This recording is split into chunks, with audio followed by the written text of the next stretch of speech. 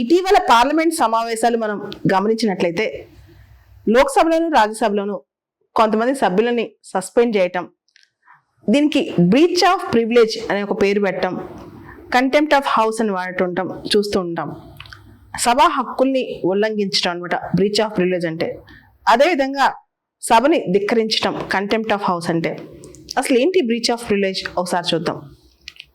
మొన్న మోడీ గారు no confidence మోషన్కి సమాధానం ఇస్తున్నప్పుడు సభని కంటిన్యూస్గా అంతరాయం కలిగించారని చెప్పి అధిర్ రంజన్ చౌదరి అనే ఒక ఎంపీని సస్పెండ్ చేశారు. ప్రివిలేజ్ మోషన్ పెట్టి ఆ విషయాన్ని ప్రివిలేజ్ కమిటీకి కూడా పంపించారనమాట. అదేవిధంగా రాజ్యసభలో మనం చూసినట్టయితే రజనీ పాటిల్ అనే ఒక ఎంపీ రాజ్యసభలో వితౌట్ పర్మిషన్ వీడియో తీస్తుందని చెప్పి ఆవంట్పై విషయంలో కూడా ప్రివిలేజ్ మోషన్ తీసుకురావడం జరిగింది.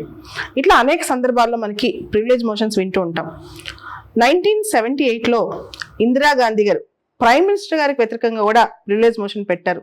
ఆవిడ ఎమర్జెన్సీ విషయంలో సభని తప్పుదోవ పట్టించింది అని చెప్పి షా కమిషన్ రిపోర్ట్ బేస్ చేసుకుని.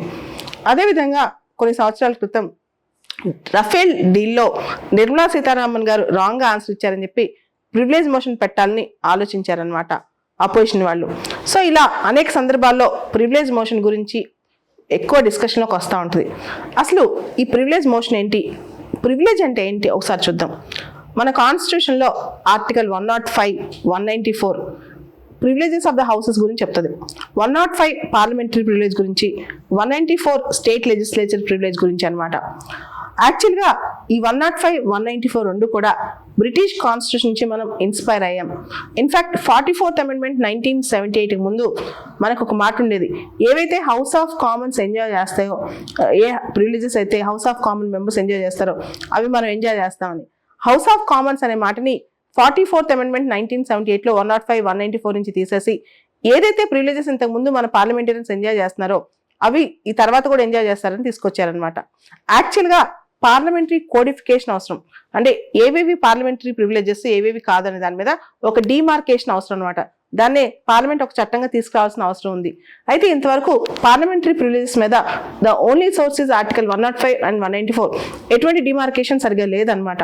దాంతోపాటు మనం ఒకసారి గమనిస్తే కనుక బ్రిటన్ ఎక్కడి నుంచి అయితే మనం పార్లమెంటరీ ప్రివిలేజెస్ అనే కాన్సెప్ట్ తీసుకున్నామో వాళ్ళు కూడా దాని గురించి కోడిఫికేషన్ చేశారు, చట్టం చేశారు. కానీ భారతదేశంలో పూర్తి స్థాయిలో చట్టం రాలేదనమాట. అయితే ఇక్కడ ఏదైతే ప్రివిలేజ్ ఇండివిజువల్ ప్రివిలేజెస్ ఉంటాయి, కలెక్టివ్ ప్రివిలేజెస్ ఉంటాయి అనమాట. హౌస్కి కలెక్టివ్గా ప్రివిలేజ్ ఏంటంటే ఆ హౌస్కి ఇన్ఫర్మేషన్ అనేది కరెక్ట్గా ఇవ్వటం, ఆ హౌస్లో ఉన్న గవర్నమెంట్ తరపున వాళ్ళు కానీ ఎంపీస్ కానీ లేదా వాళ్ళకు ఏదైనా కంటెంప్ట్ ఆఫ్ హౌస్ చేయకుండా ఉండటం, బ్రీచ్ ఆఫ్ ప్రివిలేజ్ చేయకుండా ఉండటం అనమాట. అయితే ప్రివిలేజెస్ కమిటీకి పంపించకముందే లోక్సభ ప్రివిలేజ్ కమిటీ ఉంటుంది, రాజ్యసభలో కూడా ప్రివిలేజ్ కమిటీ ఉంటుంది. ప్రివిలేజ్ కమిటీ పంపించక ముందే కూడా మనకు కావాలంటే సస్పెండ్ చేసి ఆ ఎంపీ ఎవరైతే తప్పు చేసి ఉంటారో లేదా ప్రివిలేజ్ బ్రీచ్ చేసి ఉంటారో వాళ్ళని సస్పెండ్ చేయొచ్చు అనమాట. అసలు ప్రివిలేజెస్ కమిటీ ఫైనల్గా డిసైడ్ చేస్తాయి వాళ్ళు ఎంతవరకు బ్రీచ్ ఆఫ్ ప్రివిలేజ్ అంటే ప్రివిలేజ్ని ఎంతవరకు ఉల్లంఘించారని. సో ప్రివిలేజెస్ కమిటీకి చాలా అధికారాలు ఉన్నాయి. ఒకటి అడ్మానిషన్, అంటే పిలిచి వాళ్ళకి ఇది కరెక్ట్ కాదు అని చెప్పి కౌన్సిలింగ్ లాగా అనమాట. రెండోది రిప్రిమాండ్ అంటే వార్నింగ్ టైప్. మూడోది సస్పెన్షన్ రికమెండ్ చేయొచ్చు. నాలుగోది ఎక్స్పల్షన్ రికమెండ్ చేయొచ్చు అనమాట. అంటే సభ నుంచి ఇంకా సభ్యుని ఎక్స్పల్ చేయమని కూడా చెప్పొచ్చు అనమాట. సో 4 రకాల సిఫార్సులు ప్రివిలేజెస్ కమిటీ చేయొచ్చు: అడ్మానిషన్, రిప్రిమాండ్, సస్పెన్షన్, ఎక్స్పల్షన్ అనమాట. జనరల్గా అపోజిషన్ వాళ్ళు కూడా చాలా సందర్భాల్లో ప్రివిలేజెస్ అనే కాన్సెప్ట్ బయట తీసుకొస్తూ ఉంటారు. రీసెంట్గా కూడా మనం చూస్తే అపోజిషన్ వాళ్ళ మీద కూడా ప్రివిలేజెస్ మోషన్స్ పడుతూ ఉంటారనమాట.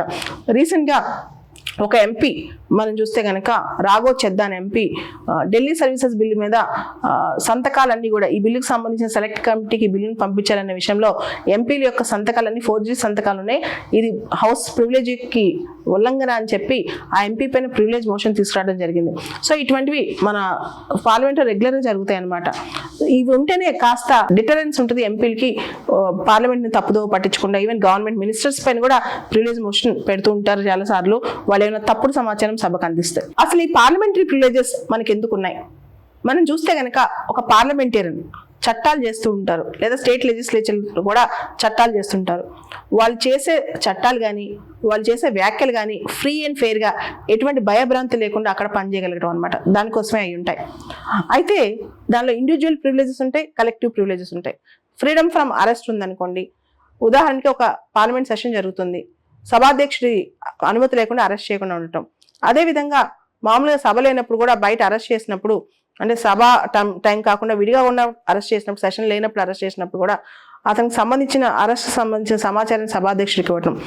ఫ్రీడమ్ టు స్పీచ్ అంటే freedom to speak without fear or favour. Parliament లోపల 4 గోడల మధ్య ఎటువంటి భయభ్రాంతి లేకుండా ఏదైనా మాట్లాడచ్చు అనమాట. So that they can criticise anyone. బయట ఏ కోర్టు కూడా వాళ్ళకి రిస్ట్రిక్షన్స్ విధించలేదు. మనం చూస్తే freedom of speech and expression article 19(1)లో పరిమితులు ఉన్నాయి.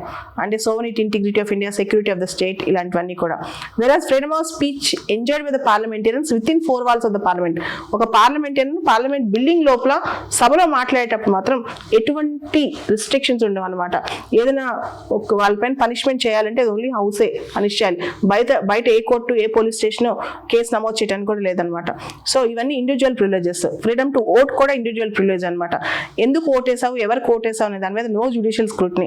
Collective privileges, right to punish for contempt of house ని ధిక్కరిస్తే హౌస్ దాన్ని కంటెంప్ట్ కి పనిష్ చేయొచ్చు అనమాట.